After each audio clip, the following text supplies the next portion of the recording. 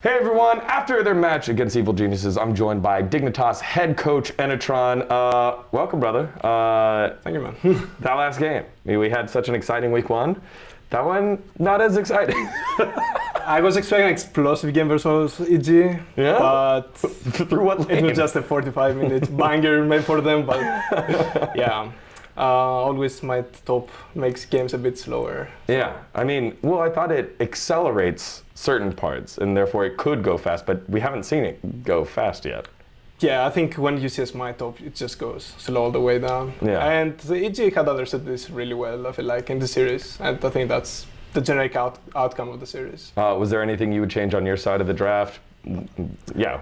I think this comes a bit more from our scrim practice during the week. We didn't face this too much, so we can overanalyze it. Yeah. We saw obviously FlyQuest last week. We had theoretical discussion, but when it came down to execution, we didn't have the chance to execute properly. Sure.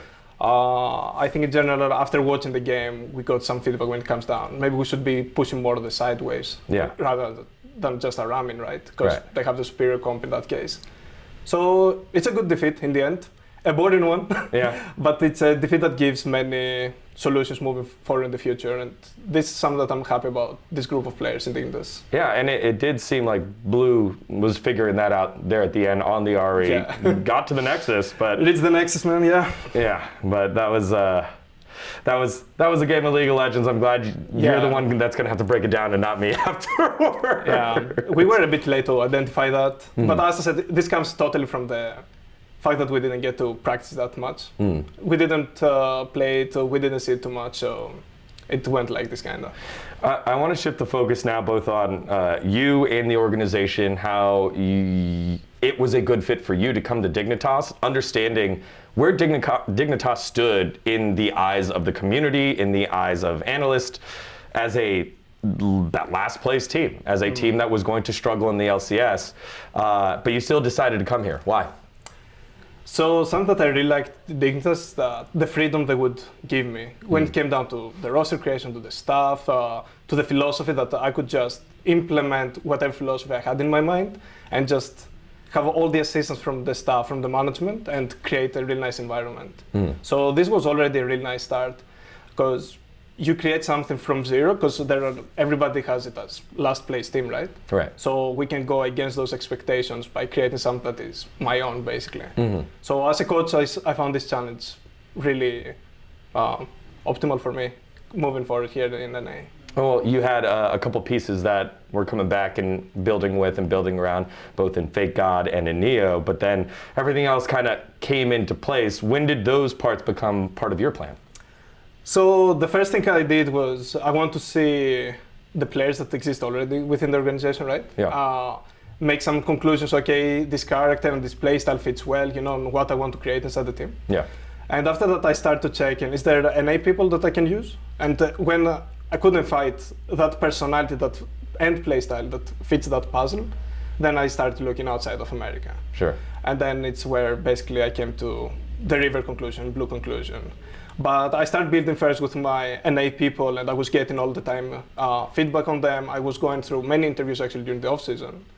So just to make sure that this 5 group is going to be not just a good game group, but also a good personality-wise group. Well, and that's where I find that interesting. Generally, when you import, a lot of people do one region, right? You get 2 Koreans, or you get 2 players from China, you get 2 players from Europe, but you've taken 2 players from 2 different regions, as well as River, who hasn't spent time in the LCK. He spent time in PCS, LMS, and Japan, but never in the LCK. So how does that work in your mind?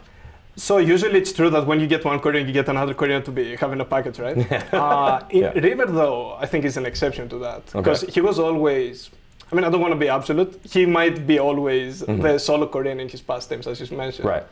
So already this gives me the vibe that he can adapt with them. We could be 4 NA players and 1 Korean. We could be 3 NA players, 1 Korean, 1 European. So it was already really easy to build around this roster, because River was really adaptable to all the situations. Yeah. So once we got River, then we also confirmed Blue alongside it. We were checking the mid laner situation, which one would like more to fit this. And yeah, we created the combo that it felt like personality, it fit really well also between them.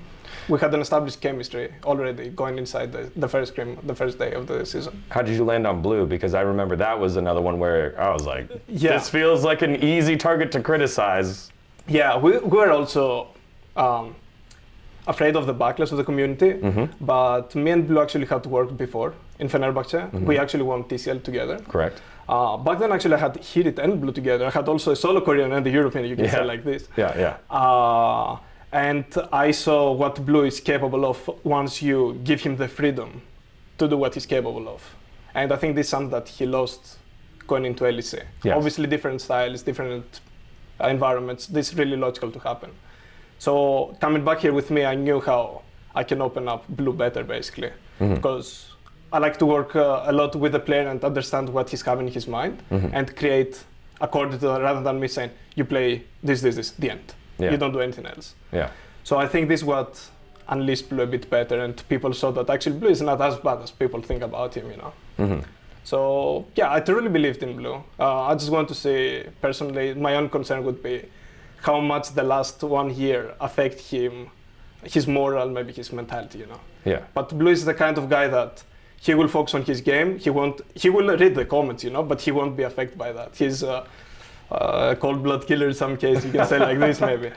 But it was really good that he came here and he said, I'm gonna prove them wrong, and I'm not here for a paycheck or anything, So, That's good. Yeah. That's good. Yeah, definitely not from Dignitas though. I'm kidding. Yeah. Sorry, Prindy, I'm kidding. Last question. You've been well traveled as a coach in different regions. What are some of the things that are wrong that are perceived about North American players or the LCS that you feel like they get a bad rep?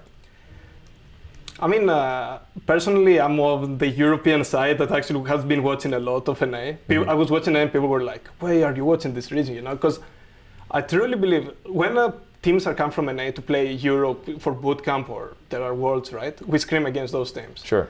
And I see that there is a lot of potential in these players. Had faced in scrims Vulcan, Blabber before, and I'm like, these players are not something different than the European players. So I think it's not about talent pool or something, but it's more like the work ethic and the mindset that somebody could show to those players. That's why we're getting some really good players in the last years here in NA. So coming over here, I was hoping that I can identify maybe these people or hopefully create something through the academy system as well, Yeah. And why not help them, because the level is the same with Europe. I think it's all about the mindset, and why not teach that mindset potentially to those players. So my first impression when I first came to America was that in Europe when we were screaming, actually people were try-harding in scream. Well, in NA it felt like it was a bit more chill mood, and stuff like that. And I felt like there is a bit of competitiveness that's getting lost, kinda. So this is something that we are also trying to change a bit in Dignitas. Interesting. Of course, we want to enjoy the procedure, growing through winning, and stuff like that. But it's also important to grow our competitiveness and seriousness when it comes down to specific moments of our practice together. Interesting. Yeah. Again, a lot of coaches have different philosophies on where we are at in NA. So to hear like level same, but it's now just the way that we're utilizing the player base that we have, because it was very easy, and it still is very easy to be like, this player base, not so good. Servers, not so good. Whatever. I think it's really unfair to say that NA players are bad or something. It's really unfair for it. As someone that experienced many servers, I have been even in Vietnam at some point, I don't think NA is bad in mechanical level or something. I think actually they might have even better players in some case compared to the European players. But it's all about the structure, honestly. And I feel like NA the last 2 years have been growing a lot. That's maybe it's bold to say, but they're making the gap a lot smaller right now. That was bold to say. You gave my title already of this video. Enatron, thank you so much for the chat. Best of luck in the rest of the year, brother. Thank you. All right, you can catch more of the content here on dGon Esports, and you can catch Enatron on Twitter, of course. Where can people find you? I mean, most of the time, it's just Twitter, basically, for me. I'm not streaming or something. Right, I'm just giving low profile. But yeah, you can follow me on Twitter, maybe at LOL Enatron. There it is, LOL Enatron. All right, everyone, thank you so much. We'll catch you next time.